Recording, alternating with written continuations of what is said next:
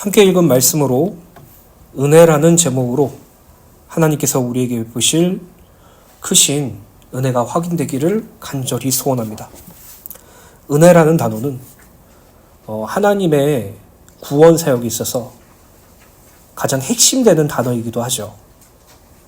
우리가 받은 구원은 오직 하나님의 은혜로 말미암은 것이라는 것을 우리는 성경을 통해서 반복적으로 확인하고 있어요.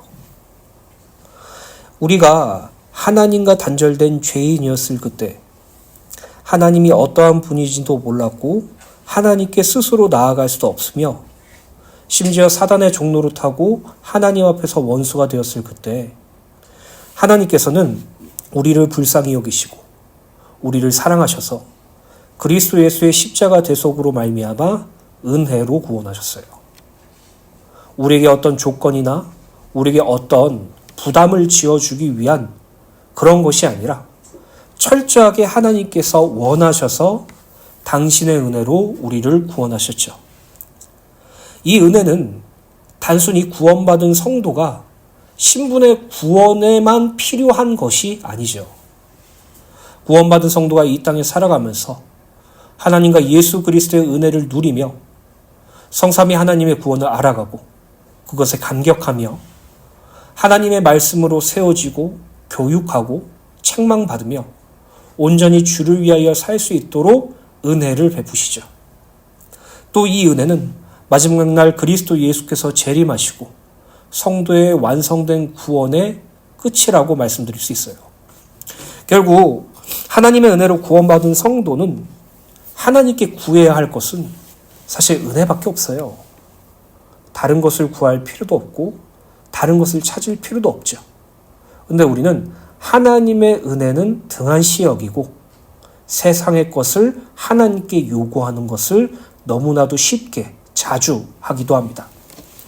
사랑하는 주내교회 성도 여러분, 저는요 우리 교회의 성도님들 그리고 제가 날마다 하나님께서 우리에게 베푸신 구원이 얼마나 크고 놀라운지 은혜로 깨닫게 되기를 소원해요. 여러분들이 삶을 살아가면서 하나님께서 우리에게 허락하신 이 구원으로 자라가는 은혜가 날마다 우리들의 심령에 임하기를 원해요. 그것을 삼아서 오직 주를 위해서 살게 되기를 간절히 소원합니다. 히브리서 7장 25절 말씀을 현대인의 성경으로 보면 그러므로 예수님은 자기를 통해 하나님께 나아가는 사람들을 온전히 구원하실 수 있습니다.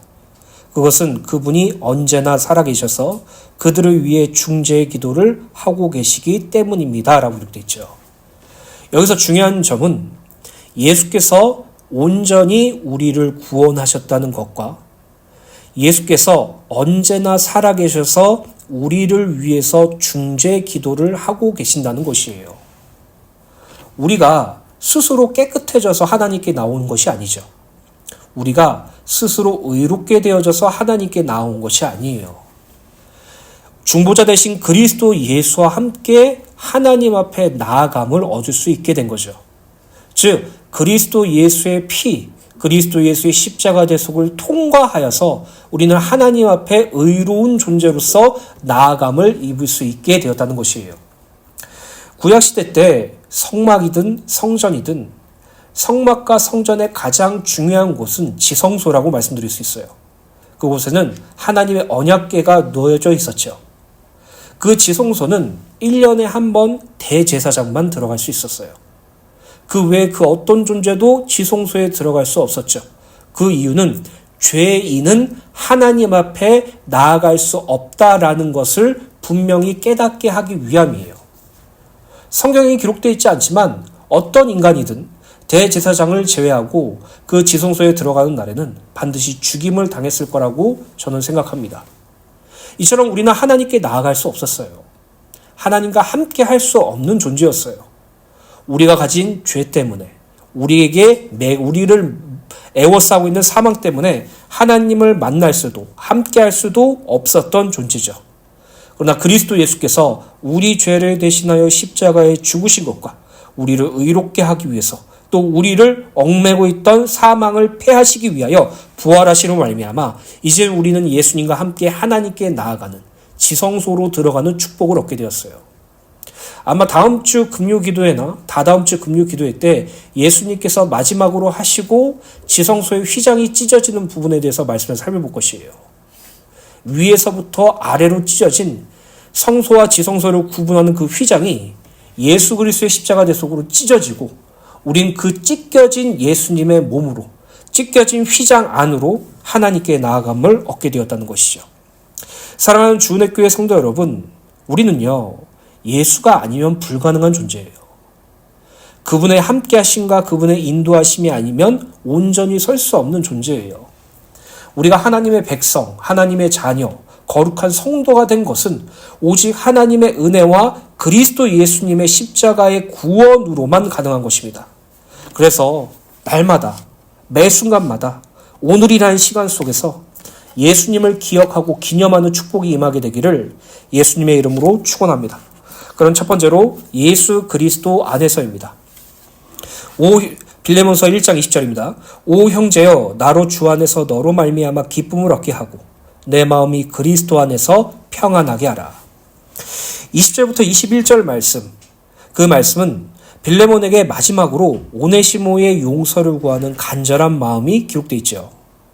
20절에 바울은 빌레몬이 오네시모를 용서하고 형제로서 또 복음의 동역자로서 받아준다면 그것이 자신에게 주 안에서 큰 기쁨이요 그리스도 안에서 평안함을 얻게 될 것이라고 말해요.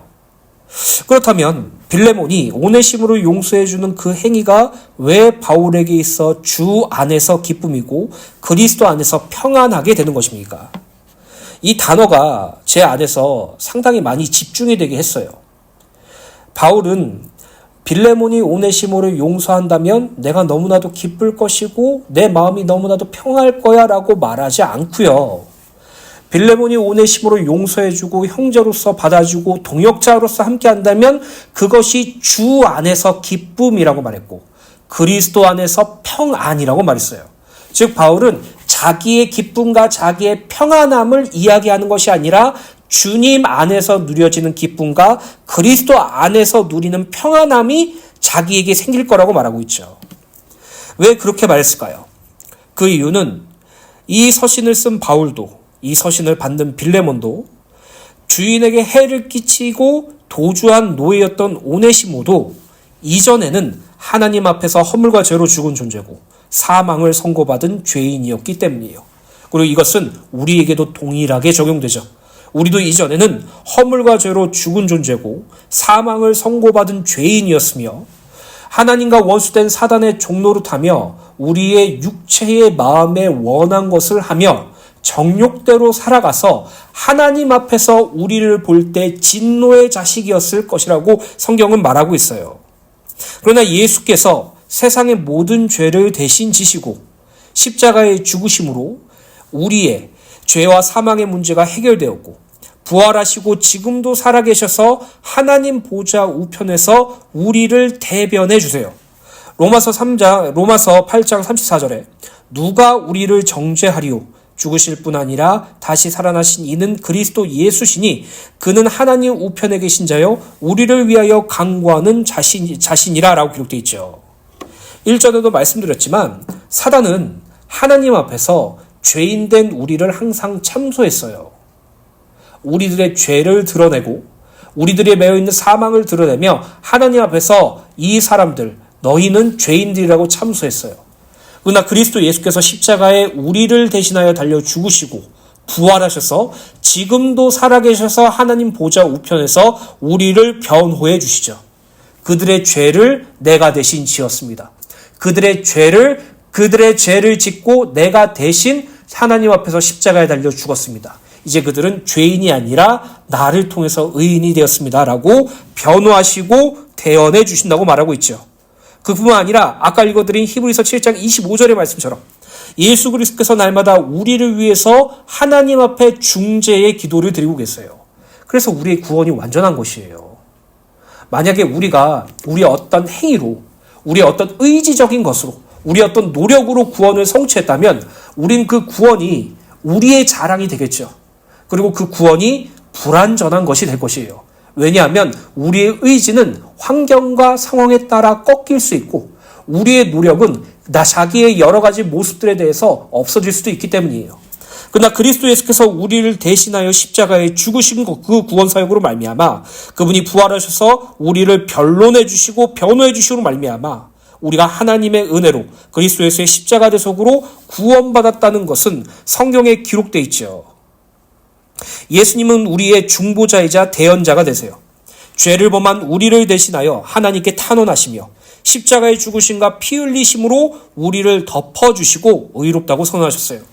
예수 그리스도께서 하나님 앞에서 사망이 확정된 죄인인 우리들을 중보해 주시고 대언, 변호해 주신 것처럼 빌레몬에게 심각한 해를 끼친 도주노의 오네시모에게 그 죄의 대가로 죽음을 묻는 것이 아니라 우리의 중보자 예수 그리스도를 기억하며 용서해 주고 형제와 동역자로 받아준다면 그것이 바울에게 있어 주 안에 기쁨이 되고 그리스도 안에서 평안을 얻게 될 것이라는 것을 말하고 있는 것이에요. 우리가 빌레몬서를 처음 함께 나눌 때 그 주제가 무엇이었냐면 용서였어요. 용서. 근데 이 용서는 우리가 행해야 할 성품 중 하나로 말씀드리지 않았죠. 이 용서는 무엇을 의미합니까? 하나님께서 우리를 용서해 주신 것을 의미해요. 어떻게 용서해 주셨어요? 그냥 하나님께서 참으시고 그 어떤 대가도 묻지 않으시고 그래 내가 봐줬다 내가 용서해 줄게 이렇게 말씀하셨습니까? 아니죠. 그 죄를 정확하게 물으셨어요. 죄의 대가를 정확하게 받아내셨어요. 누구에게 받아내셨어요? 우리에게 받아내셨어요? 아니죠. 우리의 죄를 정확하게 예수님께 물으셨어요. 우리의 죄를 정확하게 예수님께 받아내셨어요. 그래서 예수께서 십자가에 달려 죽으신 그것은 단순히 은혜의 구원의 상징이기도 하지만 하나님께 저주받고 하나님과 단절된 그 상태를 의미하기도 합니다. 예수께서 그 모든 것을 모든 고난과 고통을 당하심으로 우리가 죄가 용서되었고 그리스도 안에서 기쁨을 누리게 되고 그리스도 안에서 평안을 누리게 되었죠. 이 죄 사함을 용서를 구원받은 성도들은 그리스도께서 용서하신 것처럼 옆의 성도를 용서하고 용납하고 그리스도께서 사랑하신 것처럼 성도를 사랑할 수 있다고 성경은 말하고 있어요. 여러분, 빌레몬서 말씀을 통해서 내가 이제부터 내가 미워하는 사람을 용서해 줘야지. 내가 이제부터 내가 관심을 두지 않는 성도를 사랑해 줘야지. 이런 의지적 결단으로 가지 마세요. 그건요, 제가 지난주에 말씀드렸죠. 사랑사모 뒷이야기만 따라하면 된다고 생각하고 사랑사모 앞에서 멍청해, 바보야 이렇게 말한 거랑 똑같아요. 잘못된 적용을 하는 것이에요. 사람은요, 하나님 앞에서 의로운 존재가 되었지만 육신의 옷을 입고 있는 동안은 늘 죄의 유혹에 넘어가기도 쉽고 늘 세상의 것에 유혹당하기도 쉬우며 자기 마음과 자기 의지도 끝까지 지키지 못한 연약한 존재예요. 용서하려고 하지 마시고요. 먼저 하나님이 나를 용서하셨다는 사실을 확인하세요. 사랑하려고 하지 말고요. 그리스도의 사랑을 누리기를 소원하세요. 이거를 하나의 기도 제목으로 할 수 있겠죠. 주님의 구원을 가르쳐 주세요.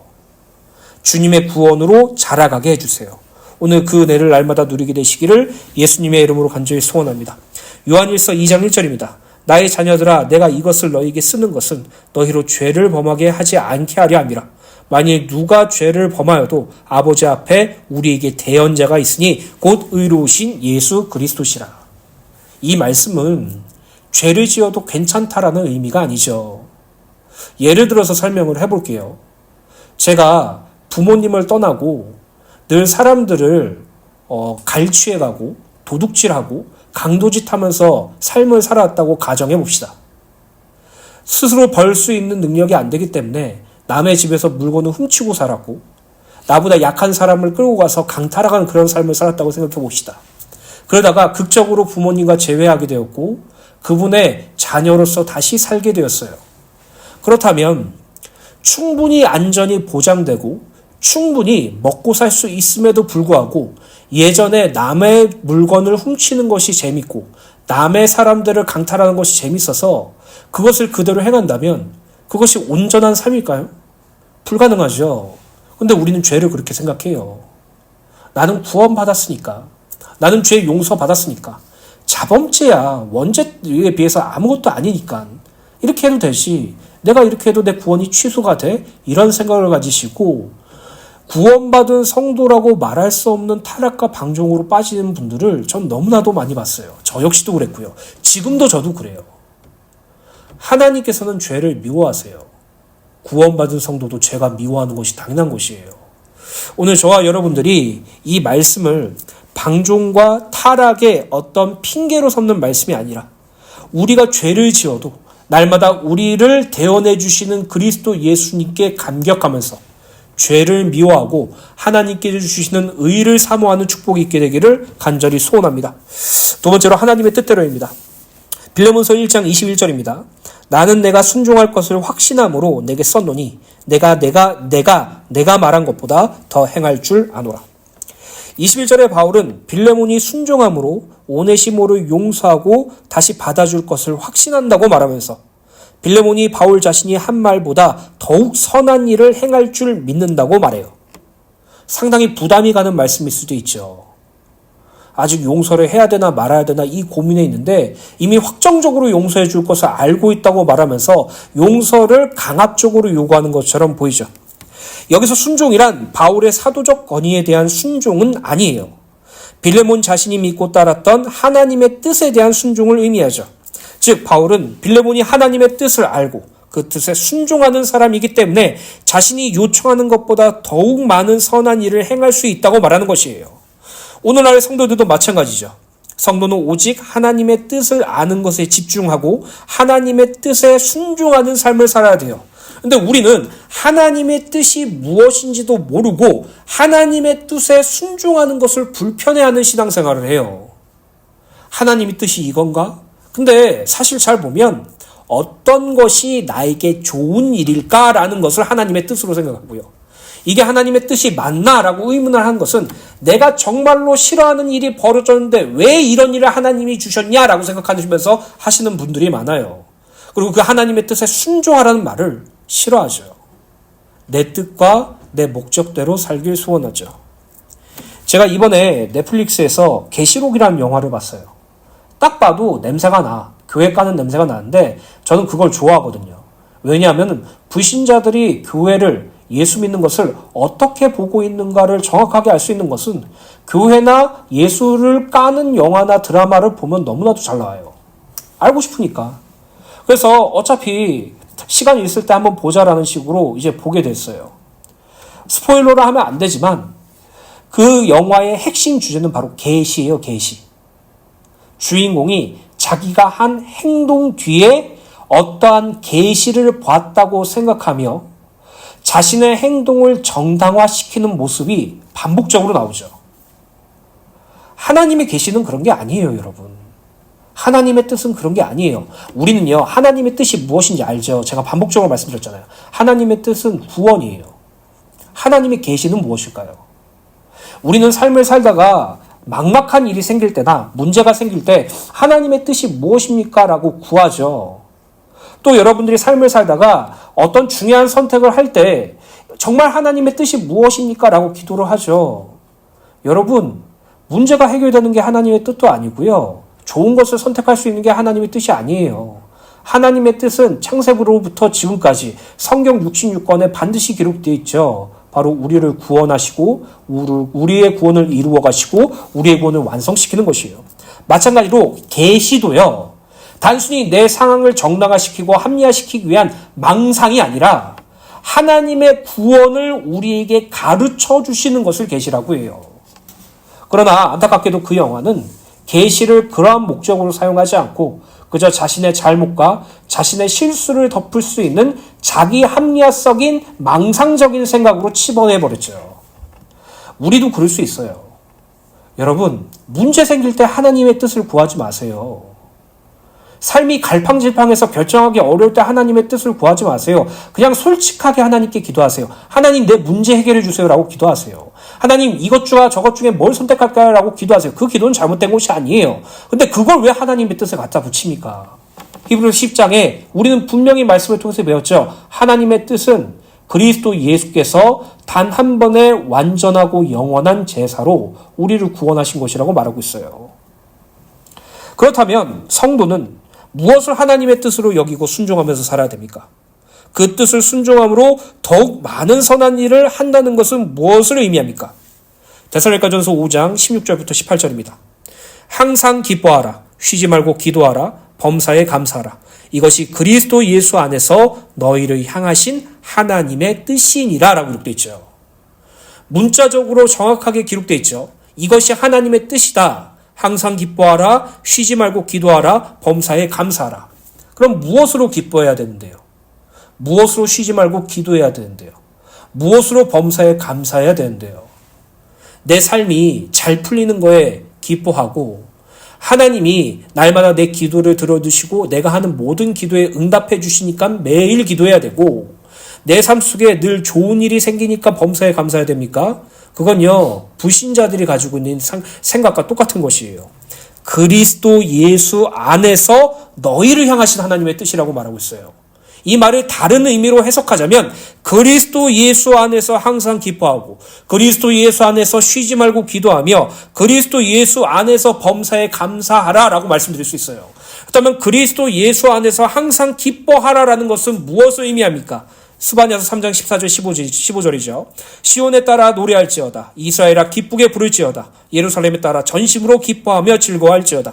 여호와가 내 형벌을 제거하였고 내 원수를 쫓아냈으며 이스라엘 왕 여호와가 내 가운데 계시니 내가 다시는 화를 당할까 두려워하지 아니할 것이니라. 죄 용서와 구원으로 항상 기뻐할 것을 말하고 있죠. 그래서 여러분이 기뻐하는 것이 무엇인지 스스로 점검해 보세요. 여러분들이 행복감을 느끼는 것이 무엇인지 스스로 생각해 보셔야 돼요. 일의 능률입니까? 가족입니까? 스스로의 어떤 자아실현입니까? 아니면 나의 취미생활입니까? 구원받은 성도가 하나님의 구원으로 항상 기뻐하지 못한다면 이게 상당히 심각한 문제라는 것을 스스로 깨달으셔야 돼요. 저 역시도 그렇고요. 저도 역시 매 순간마다 항상 기뻐할 수가 없어요. 그저 예배를 준비할 때나 기도할 때나 말씀 묵상할 때 그렇죠. 때로는 하나님께서 저에게 계시해 주셔서 그 은혜를 주시기도 하죠. 제가 드리고 싶은 말씀은 하나예요. 무화과 나무 잎이 마르고 감람나무에 소출이 없고 우리의 양이 없어도 나는 나의 구원자 되신 우리 하나님으로 말미암아 기뻐합니다라는 그 고백을 소망하게 되기를 소원합니다.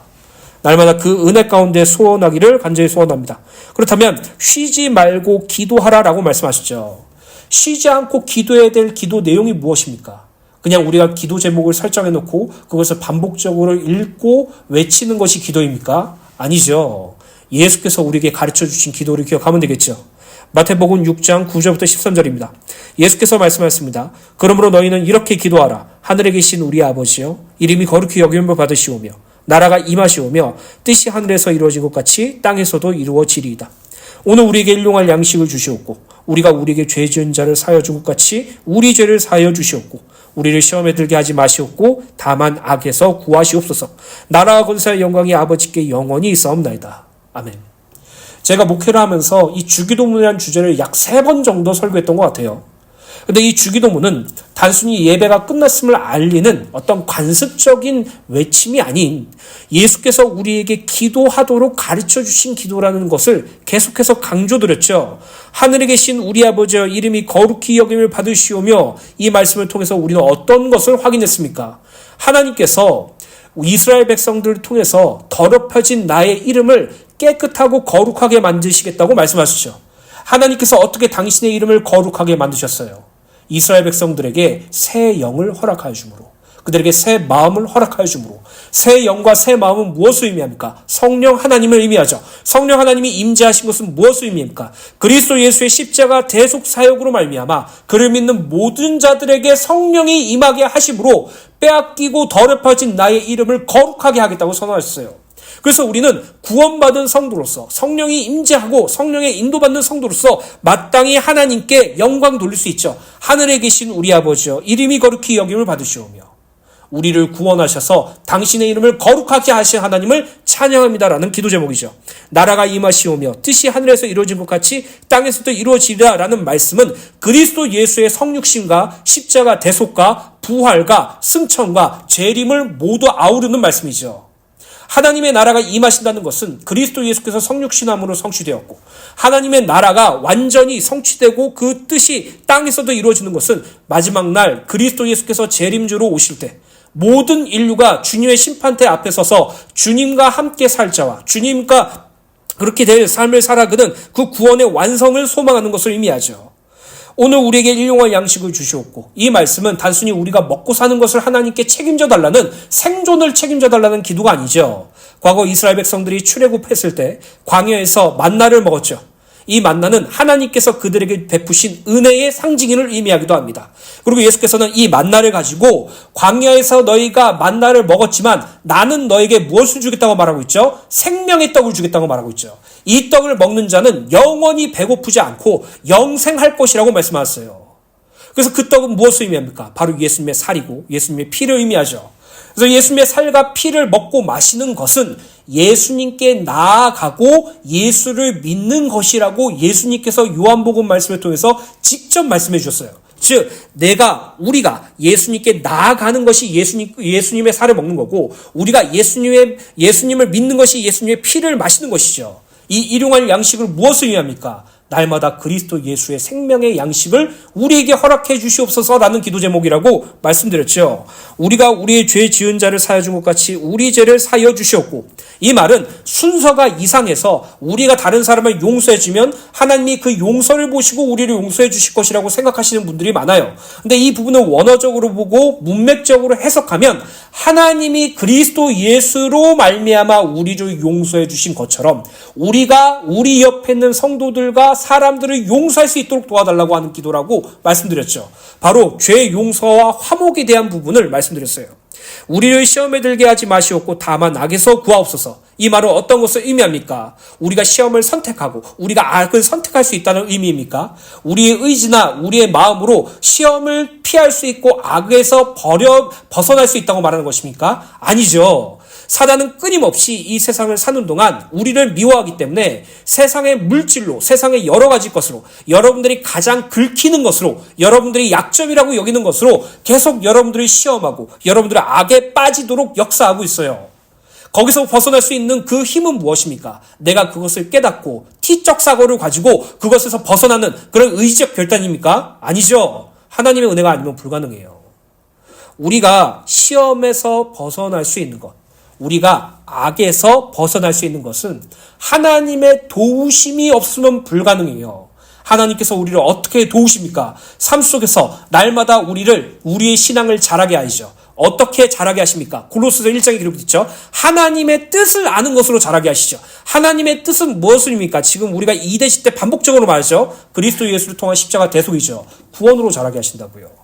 그것으로 우리를 보호하시고 지키심으로 말미암아 우리는 시험에 들지 않을 수 있고 우리는 악에서 벗어날 수 있다고 말하는 것이에요.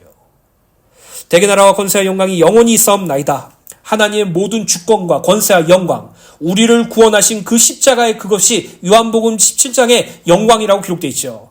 그것이 아버지께 있다는 그 주권적인 고백을 하며 마쳐요. 주기도 문을 한마디로 축약하면 구원이에요, 여러분. 아까 말씀드렸듯 우리가 무엇에 항상 기뻐해야 된다고 말하고 있죠. 우리의 죄가 용서받았고 우리의 원수가 완전히 멸망해 받았으며 우리와 함께 하나님이 하신다는 그 구원으로 항상 기뻐하라고 말하죠. 쉬지 말고 기도하라는 것은 무엇을 의미합니까? 우리를 구원하신 성삼위 하나님을 의지하고 바라보는 그것을 말하죠. 마지막, 범사에 감사하라. 무엇을 범사에 감사해야 됩니까? 오늘도 무탈하게 사고도 안 나고 나쁜 일도 안 당하고 힘든 일도 없고 그냥 이렇게 평탄하게 살아주신 하나님께 감사합니다. 돈 벌게 해주셔서 감사하고 삶을 좀 지속적으로 기쁘게 만들어주셔서 감사하고 건강하게 만들어주셔서 감사합니다. 이런 겁니까? 아니죠. 로마서 8장 28절입니다. 우리가 알거니와 하나님을 사랑하는 자 곧 그의 뜻대로 부르심을 입은 자들에게는 모든 것이 합력하여 선을 이루느니라 라고 기록됐어요.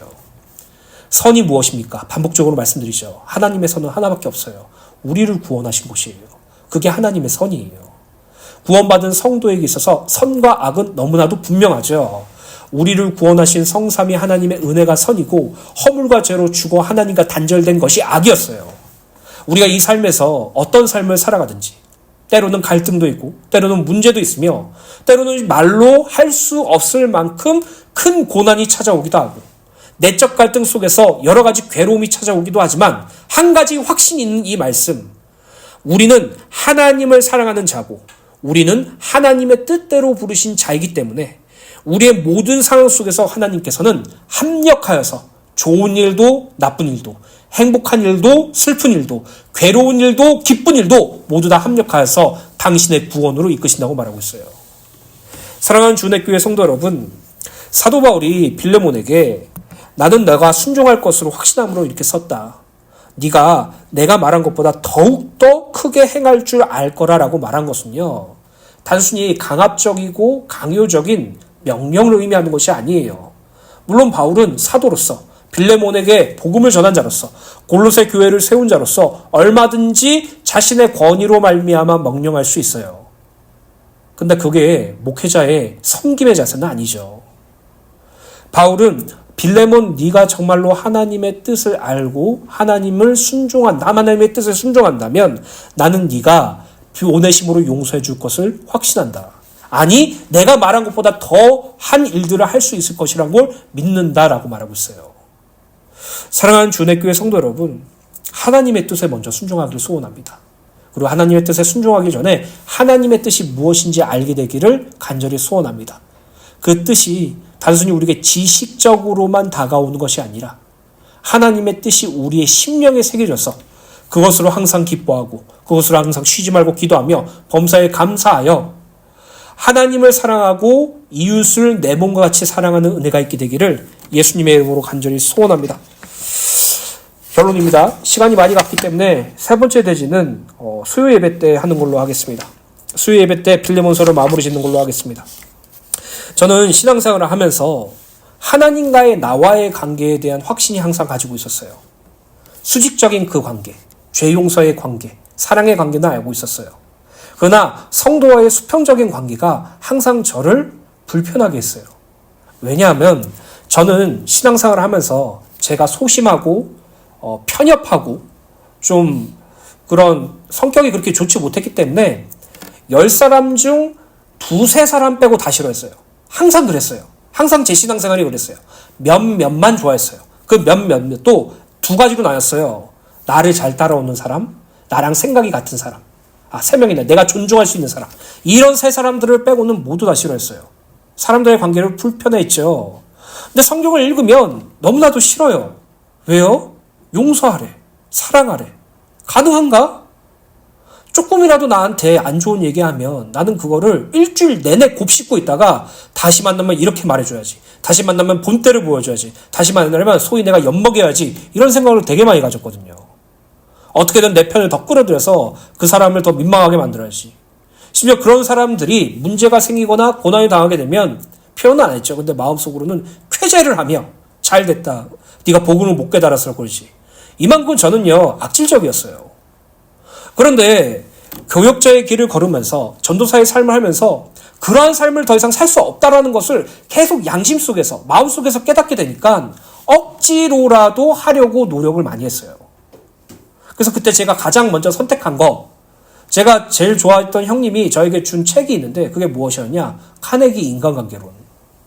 그거를 제가 원래 그런 책들을 잘 못 읽거든요. 저는 문학을 되게 좋아하기 때문에 문학 쪽 책은 많이 읽었지만 그렇게 자기계발이나 그런 에세이 같은 부분에 대해서는 되게 약했어요. 근데 되게 잘 읽혀지더라고요. 그렇게 따라 했어요. 제가 미워하든 좋아하든 상관없이 그 책을 읽고 따라하니까 거의 한 10명 중 8명 정도가 다 저를 좋아하더라고요. 아, 이렇게 하면 되는구나. 이렇게 하면 되는구나. 이 상황일 때 이렇게 하면 되는구나. 교회가 즐거워지기 시작하더라고요. 그런데요, 그 감정, 의지, 제 마음이 그것을 끝까지 지키지 못하더라고요. 참다 결국 터져버리고 하다 결국 반대로 가버리니까 사람들은 저를 일관성이 없다 보니까 오히려 더 불편해하더라고요. 여러분, 성도가 성도를 용서할 수도 있고 용서할 수도 없어요. 성도가 성도를 사랑할 수도 있고 사랑할 수도 없어요. 당연한 거예요. 그러나 하나님의 용서를 아는 자는 성도를 용서할 수 있어요. 하나님의 사랑을 아는 자는 성도를 사랑할 수 있어요. 그래서 우리는요, 하나님의 용서와 하나님의 사랑이 무엇인지 아는 것과 누리는 것과 경험하는 것을 먼저 시작해야 돼요. 그러므로 우리는 날마다 하나님께 기도해야 되겠죠. 우리가 어떻게 하나님의 용서를 알 수 있습니까? 하나님께서 가르쳐 주셔야지 알 수 있죠. 우리가 어떻게 성도를 용서하고 하나님을 사랑할 수 있습니까? 그것을 하나님께서 계시해 주셔야 되겠죠. 오늘 하나님의 계시함을 사모하세요. 우리에게 구원을 가르쳐 주실 것을 소망하세요. 하나님의 은혜로 말미암아 날마다 하나님의 구원으로 성도를 사랑하고 용서하는 그 축복이 여러분들에게 임하게 되기를 예수님의 이름으로 축원합니다.